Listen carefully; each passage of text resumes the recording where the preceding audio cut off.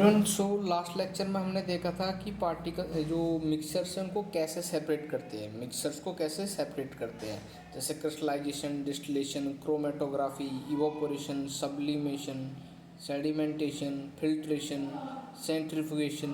तो सेंट्रीफ्यूगेशन में क्या होता है, जैसे कोई कोई हमारा बी कोई कंटेनर है और उसमें हमारा कोई वाट जैसे पानी और कुछ हमने मिलाया पानी में, जैसे वुड के टुकड़े मिला दिए। तो जब इसको मैं रोटेट करा रहा हूँ पानी को, तो बाहर की तरफ क्या है, पानी पे एक फोर्स लग रही होगी, सेंट्रीफ्यूगल फोर्स। जैसे आप एक कर्व पाथ पे जब आप जैसे व्हीकल लेके जा रहे होते हो, अगर आप स्पीड स्लो ना करो तो आप बाहर की तरफ निकल जाओगे। तेज़ स्पीड में आ रहे हो इधर से और कर्व पे आपने इधर मुड़ना है आपको, और आपने स्पीड अगर स्लो नहीं की तो आप बाहर की तरफ चले जाते हो। तो वो कैसे होता है, सेंट्रीफ्यूगल फोर्स लग रही होती है। ऐसे जब लिक्विड को मूव कराए, लिक्विड को हम फ्लो मतलब कि ऐसे मूव करा रहे हैं सपोज कोई पानी को, तो जिसमें जो पार्टिकल है, जिसको पार्टिकल जैसे सेंट्रीफ्यूगल फोर्स लगी उस पर, जैसे लकड़ी मिला दी हमने इसमें या लकड़ी के टुकड़े या कुछ समथिंग, तो उस पर क्या है, सेंट्रीफ्यूगल फोर्स लगी। जो पार्टिकल होगा पानी में वो दूर दूर भागना चाहेगा, दूर भागना चाहेगा। ये जो फोर्स लग रही है जो पार्टिकल को दूर भगा रही है, मतलब सेंट्रीफ्यूगल फोर्स क्या होती है, mv²/r। तो जितना मास ज़्यादा होगा, जिसका मास ज़्यादा होगा वो कोने पे चला जाएगा। तो ये जो कोने पे सेपरेट हो जाते हैं पार्टिकल, इस प्रोसेस को उससे फिर हम अलग कर सकते हैं, सेपरेट कर सकते हैं कॉर्नर से।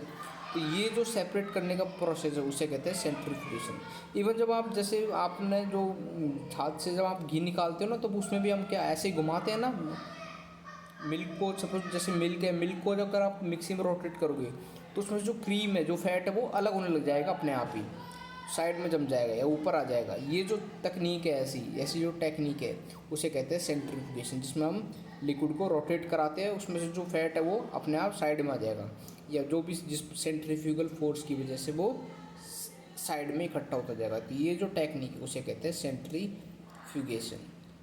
ठीक है, एक सेंट्रीफ्यूगल फोर्स लग रही होगी, उसकी वजह से पार्टिकल किनारे पर आ जाएगा, उसे कहते हैं सेंट्रीफ्यूगेशन टेक्निक। तो अलग अलग टेक्निक पड़ी थी, जैसे क्रिस्टलाइजेशन, डिस्टिलेशन, ये हमने देख लिया, chromatography, evaporation, sublimation, sedimentation, filtration और सेंट्रीफ्यूगेशन। अब आगे फॉरवर्ड करते हैं, आगे कैरी ऑन करते हैं। आगे देखते हैं, हम एटम्स देखते हैं। एटम्स, तो एटम्स क्या है, एटम्स इनिशियली प्रपोज किया गया था कि ये एक इंडिविजुअल होता है, अकेला होता है, जिसे हम तोड़ नहीं सकते, can not be broken further down. मतलब कि आगे एटम एक अकेला पार्टिकल होता है, किसी भी मैटर को अगर मैं जैसे पेन है उसको मैं फर्दर तोड़ता जाऊँ और लास्ट में एक ऐसा पार्टिकल मिलेगा जिसे मैं फर्दर ब्रेक नहीं कर सकता, वो जो अकेला पार्टिकल होता है जिसे मैं तोड़ नहीं सकता और ज़्यादा। उस 18वीं शताब्दी में जब स्टार्टिंग में जब डिस्कवरीज हुई थी, तब ये माना जाता था कि कोई पार्टिकल जिसे फर्दर ब्रेक नहीं कर सकते उसे एटम नाम दे दिया गया। इंडिविजुअल होगा, जब भी कोई चीज़ को हम ब्रेक करें तो लास्ट में जो हिस्सा मिलेगा हमें उसे कह दिया हमने एटम, और जिसको तोड़ नहीं सकते फर्दर। ये बात महर्षि कन्नड़ ने 600 BC पहले बता दी थी। 600 BC, BC मतलब before crust, birth of crust, मतलब कि जब क्रस्ट का जन्म हुआ था उसे हम BC कहते हैं, बिफोर क्रस्ट। और AD मतलब एनो डोमिनी। तो क्रस्ट के जन्म से 600 BC पहले महर्षि कन्नड़ नाम की इंडियन गुरुजी थे, इन्होंने ये बता दिया था कि अणु नाम कोई, अगर हम किसी मैटर को तोड़ते जाए, कोई मटेरियल को, तो हमें एक ऐसी चीज़ मिलेगी जिसे हम तोड़ नहीं सकते फर्दर, जिसे उन्होंने अणु नाम का, अणु कह दिया था, अणु कहा था। मतलब कि एटम, अणु हिंदी में होता है अणु, और एटम को इंग्लिश में बोलते हैं। तो ये 600 BC पहले ही बता दिया था, बट वो लेकिन उन्होंने प्रूफ नहीं दे पाए थे, इसका प्रैक्टिकली नहीं दे पाए थे।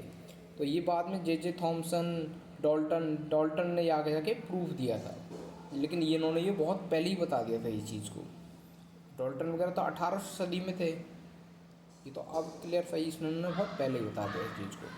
तो आगे देखते हैं रूल्स ऑफ केमिस्ट्री कंपोजिशन। जब केमिस्ट्री में केमिकल रिएक्शन करते हैं, जो भी कंपोजिशन वगैरह होती है, केमिकली कैसे रिएक्ट करते हैं, रिएक्टेंट प्रोडक्ट कैसे रिएक्ट करते हैं, उनमें कुछ हमें दो बेसिक से रूल मानने पड़ते हैं। पहला है law of conservation of mass, मतलब कि जैसे A+B बना के C बनाया रिएक्ट करके, तो ये जो A+B का मास होगा, मान लो ये 10 ग्राम, ये 10 ग्राम, तो जो प्रोडक्ट बनेगा वो 10 + 10 20 ग्राम का ही होगा। मतलब कि जो जितना रिएक्टेंट में मास होगा उतना ही प्रोडक्ट का मास होगा, मास दोनों तरफ सेम ही रहेगा। जैसे 10 + 10 मिला तो वो 20 ही बनाएगा। 10 + 10 ये 40 नहीं बना देगा, मतलब कि जितना मास यहाँ होगा उतना ही रिएक्ट, ये दोनों A + B कैसा रिएक्शन हुई है, तो ये हुए रिएक्टेंट, और C बना मतलब कि ये प्रोडक्ट बना, तो ये प्रोडक्ट बना, तो इसका भी जो मास जो होगा वो इन दोनों के मास के बराबर ही होगा। ये था law of conservation of mass. ठीक है, law of conservation of mass जो कि दिया था एंटोनी लोवाइजर ने 1789 में कहा था। Law of conservation of mass मतलब कि मास सेम रहता है रिएक्टेंट और प्रोडक्ट में। अगला लॉ देखते हैं, तो ये है law of conservation of mass. Law of conservation of mass chemically जब केमिकल रिएक्शन जब भी हम कराते हैं तो 2 लॉ फॉलो करना पड़ता है। एक है law of conservation of mass और दूसरा मेरा law of constant proportion. Law of constant proportion मतलब कि जो रेशियो है केमिकल रिएक्शन का, जैसे the ratio of the element including in each compound is always same. जैसे कोई हमने पानी बनाया H2O, तो इसमें जो H2 और O मिला है 2:1 रेशियो है ना, ये रेशियो फिक्स रहेगा। मतलब कि कुछ 4 हाइड्रोजन और 2 ऑक्सीजन मिला दिए तो पानी नहीं बनेगा, कुछ और बन जाएगा। तो जो पानी बनाने के लिए मुझे H2O ही बनाना पड़ेगा, 2 हाइड्रोजन 1 ऑक्सीजन लेनी पड़ेगी तभी मेरा पानी बनेगा। तो ये जो रेशियो है वो फिक्स होता है। तो ये लॉ ऑफ कांस्टेंट प्रोपोर्शन मतलब कि रेशियो हमेशा सेम रहता है। ये है लॉ ऑफ कांस्टेंट प्रोपोर्शन जो कि जोसेफ फ्रॉस्ट साइंटिस्ट का नाम है, जोसेफ फ्रॉस्ट, इन्होंने 1799 में दिया था। The ratio of element included in each compound is always fix. जैसे 2H2O जैसे H2 + O2 H2O बनाएगा, यहाँ केमिकली बैलेंस किया तो ये बनेगा H2O। मतलब कि मैंने बताया ना कि रेशियो हमेशा सेम रहेगा, तो पानी बनाने के लिए रेशियो सेम रहेगा। ये है पहला लॉ ऑफ कांस्टेंट प्रोपोर्शन, मतलब कि रेशियो सेम रहेगा कोई चीज़ का। जैसे CH4 मीथेन बनाया तो C कार्बन का 1, हाइड्रोजन 4 लिए, कार्बन 1 लिया, हाइड्रोजन 4 तो बन गया मीथेन। 2 हाइड्रोजन 1 ऑक्सीजन लिया तो बन गया पानी। तो ऐसा नहीं है कि कुछ रेशियो बदल दे। तो ये था लॉ ऑफ कांस्टेंट प्रोपोर्शन जो कि जोसेफ फ्रॉस्ट ने दिया था 1799। और ये पहला क्या था, law of conservation of mass. Mass same रहता है, जितना रिएक्टेंट में जो मिला है उतना ही में प्रोडक्ट में मिलेगा। तो ये है law of conservation of mass. ठीक है, आगे नेक्स्ट टाइम हम एटम्स के बारे में देखेंगे कि एटम में किस साइंटिस्ट ने क्या क्या बोला था, कैसे कैसे डिस्कवरीज हुई थी एटम में। जैसे स्टार्टिंग अगर ब्रीफ इंट्रोडक्शन देखें हम, तो जैसे 1803 में डाल्टन ने सबसे पहले एटम के बारे में बताया था कि एटम सबसे छोटा होता है, और इसने प्रूव करके दिखाया था।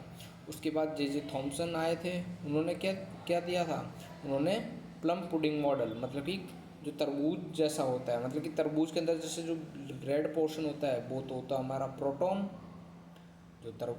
जे थॉमसन ने 1897 में बोला था जो एटम है वो दरअसल एक खरबूजे की तरह होता है, तरबूज की तरह होता है, जिसमें जो बीज है वो तो इलेक्ट्रॉन शो करेंगे, इलेक्ट्रॉन की तरफ फैले हुए हैं।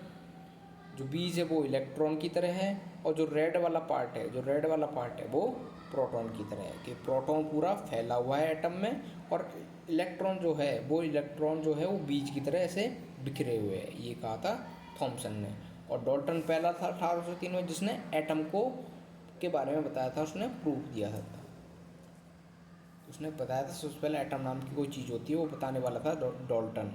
और फिर प्रोटॉन इलेक्ट्रॉन की नाम की ऐसी कोई, मतलब कि जैसे इसने प्लम पुडिंग मॉडल दिया था, मतलब कि तरबूज वाला मॉडल, जिसमें इसने कहा था जो रेड वाला पार्ट है वो तो हमारा प्रोटॉन है, और जो इलेक्ट्रॉन है वो बीज की तरह फैले हुआ है प्रोटॉन के अंदर ही।